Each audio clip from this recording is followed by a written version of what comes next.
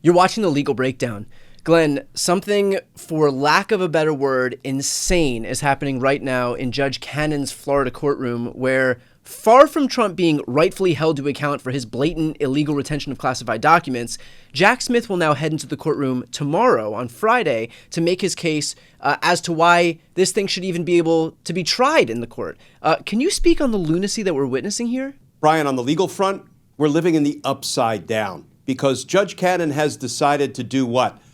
Put Jack Smith on trial, right? Where have we heard that before? Recall that Donald Trump's being prosecuted in a RICO case in Georgia. So who got put on trial? District Attorney Fani Willis, his prosecutor. Well, here we go again. Donald Trump filed a motion saying that this special counsel thing really has no basis in the law, and urging Judge Cannon to just toss out the case altogether and not permit special counsel Jack Smith to prosecute him. Why is this lunacy? Well, in the United States, we have been using some form of special counsel or independent counsel since the 1800s, and it's been affirmed over and over and over again by courts. We used one to go after Richard Nixon in 1974. More recently, one was used to go after who? Donald Trump. Remember Robert Mueller? He was a special counsel. The defense attacked him as, his appointment being unlawful or unconstitutional somehow, and courts rejected that. What Judge Cannon should have done, if she was a fair, independent, impartial judge, is when Donald Trump filed the motion saying, just toss the case out because I don't want to be prosecuted by Jack Smith. I don't think he's lawfully appointed special counsel. And when Jack Smith filed his opposition to that motion, she should have said one word: denied. Denied on the papers. Denied on the papers is something that happens all the time when the defense files what is obviously a frivolous motion, a baseless motion, a motion with no legal authority or support, no precedent. Judges deny it with that one word, but not Judge Cannon. She set it for a hearing, and on Friday she'll be holding a full-blown evidentiary hearing on this nonsense. Okay, so that raises the obvious question here. If this thing does go in front of Judge Cannon and she opts to side with Donald Trump and dismisses this, wouldn't jeopardy not yet be attached? And so this could go up to the appeals court to have, for this whole thing to be appealed? Yeah, you don't often hear me utter the following phrase, Brian. I hope Donald Trump wins this motion. Right. Why? Because he will be reversed on appeal. There is absolutely no doubt. If she rules that this whole special counsel thing is just not lawful or constitutional, notwithstanding that we've been doing it here since the 1800s, Jack Smith will file an appeal with the 11th Circuit, and not only will he win that appeal, the 11th Circuit will overturn that ruling, but I am almost convinced that it will finally give Jack Smith everything he thinks he needs to file a motion to recuse, to have her removed from the case because her impartiality might reasonably be questioned, which is the standard in the federal law requiring a judge to be removed from the case. So yes, I hope Donald Trump wins this motion, even though there is no legal support for the claim he's making. But I don't expect he will. I think this has given Donald Trump precisely what he wanted: more delay. Right. I completely agree. And I think that Judge Cannon knows that. And so she'll humor all of this stuff, knowing that this dilatory tactic is intended for one thing, and that's just to give him delay. But at the end of the day, she doesn't want to do anything to imperil her ability to preside over this case, like making it an absolutely insane, outlandish ruling, like the whole thing should be dismissed, because then she knows that would put her ability to preside over the case at risk. Glenn, there was also another story in the New York Times that said that 2 judges had actually pushed for Judge Cannon to recuse herself, and she opted not to. What did you make of that? It's kind of a big deal because one of the 2 judges named in the New York Times article is actually the chief judge of the Southern District of Florida federal jurisdiction, Judge Cecilia Altanaga. She urged Judge Cannon not to take the case because, according to the reporting, it would be at a minimum really bad optics for a judge who was reversed by the 11th Circuit Court of Appeals because she abused her discretion and did an enormous favor for Donald Trump that the law did not allow. 2 federal judges reportedly urged her not to preside over the case. The reason that's really important, Brian, is because of the federal standard for a judge to be removed from the case, which we just mentioned. It is if a judge's impartiality might reasonably be questioned. The federal law requires that the judge be disqualified from the case. Now you have 2 of the judges in her own jurisdiction, including the chief judge, saying she should not have accepted responsibility for the case. And then there was something else that kind of flew under the radar. There is a new NPR interview out with a judge, a federal judge who is now retired. She was a federal judge for 27 years in federal court in New York. Judge Shira Scheindlin. She just went on record, and a very experienced jurist, as saying, in her opinion, Judge Cannon is showing undue favoritism to defendant Donald Trump, the very person who gave Judge Cannon her lifetime appointment to the federal bench, and showing antagonism toward the prosecutors, Jack Smith and his team. And she also said, and the judge cannot move through the case efficiently. She can't rule on motions in a timely manner.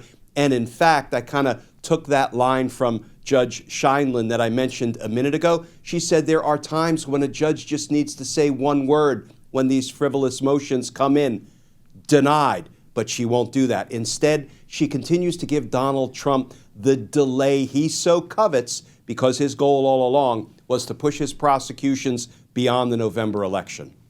Glenn, we've spoken in so many of our legal breakdown episodes about the bucket of basically excuses that Jack Smith could bring if he were to try to have Judge Cannon removed from this case, from, what the 11th Circuit Court of Appeals initially said by virtue of Judge Cannon interfering on Trump's behalf early on in this process, to her bizarre interpretation of the Presidential Records Act and the jury instructions that she was going to give, to her refusing to even settle on a trial date, even though the Trump team had offered an August 12th trial date.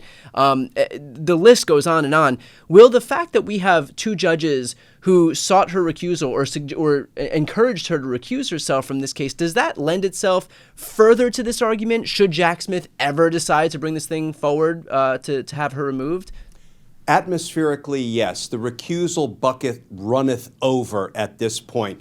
But with respect to the reporting by the New York Times that Judge Altanaga and a second federal judge in that very jurisdiction urged her not to accept responsibility for the case, I don't know that that would make an appearance in a legal filing unless one of those 2 judges or both of them were willing to go on record, because right now I think it's attributed to anonymous sources. And one of those judges would have to go on record, I think, for Jack Smith to feel comfortable using that judge's view as evidence in a recusal motion.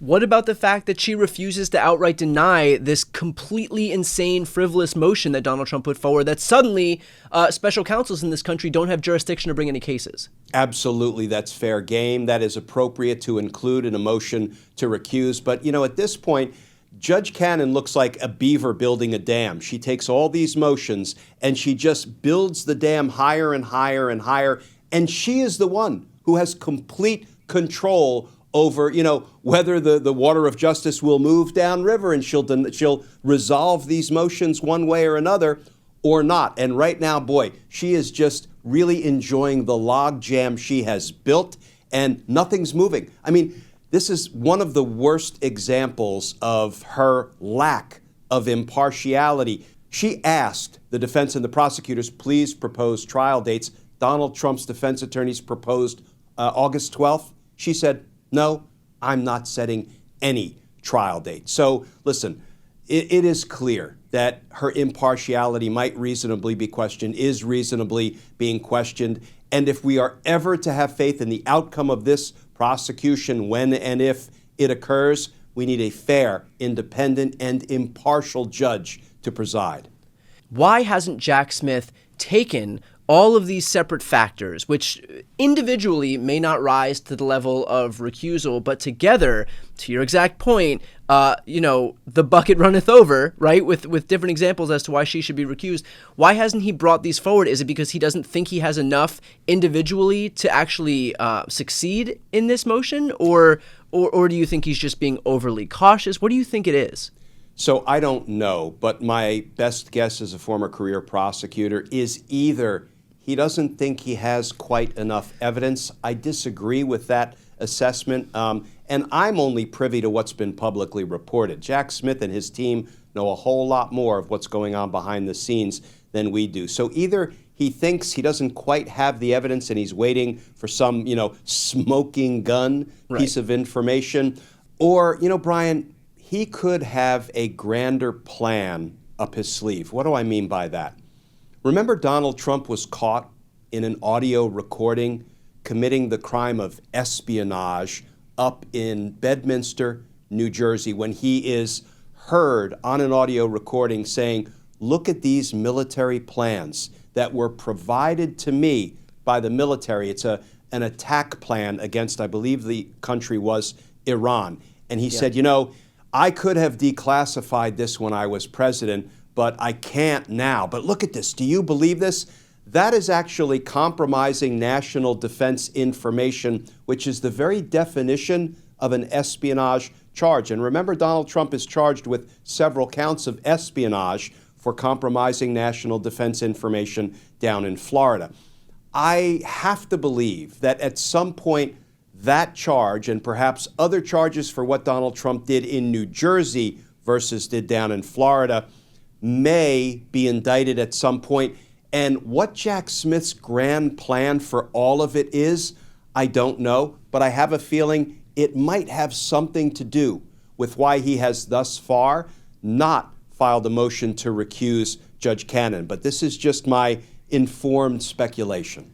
Just moving forward with that thought experiment for a second, wouldn't Jack Smith, well, explain to me how Jack Smith would be able to take a piece of something that he's already being prosecuted for and prosecute him for that in a different case, because wouldn't, in a way, that be some type of double jeopardy? Wouldn't be double jeopardy. So because that crime happened in New Jersey, that is a different federal jurisdiction. It's all federal, but you have to bring the charge where you have venue. In other words, generally where the crime was committed. So you may remember not long ago, there was a legal argument over whether that information about him, showing military plans to somebody in New Jersey was properly part of the indictment down in Florida. Judge Cannon ruled no, and she struck it from the indictment. What does that mean? Well, and it's a much more in-depth discussion we would need to have about how this represents what we call 404B evidence of uncharged misconduct that helps prove the charged crimes. But what does that show? It shows that may not be properly part of the Florida case, so it's a charge that would have to be brought in a different venue in New Jersey. So that's why there's really no double jeopardy, because he would not be convicted for the same crime in two separate courts. They're different crimes. So in a way, did Judge Cannon kind of screw Trump a little bit by trying to help him initially by striking that New Jersey part off of this prosecution, but thereby giving Jack Smith the ability to prosecute that specific issue in a separate jurisdiction? Yeah, the answer is maybe. And again, we would have to turn this into an hour-long Crim Law 101 class to answer that question. But it's an excellent point, because now it's clearly not part of the indictment in Florida, so there can be no double jeopardy claim. So, yeah, she may have won a battle, but ultimately helped Donald Trump lose the war at the end of the day.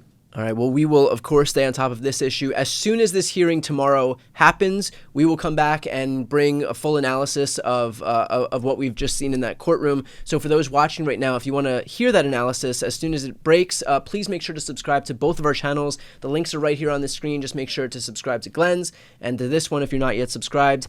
I'm Brian Tyler Cohen. And I'm Glenn Kirshner. You're watching The Legal Breakdown.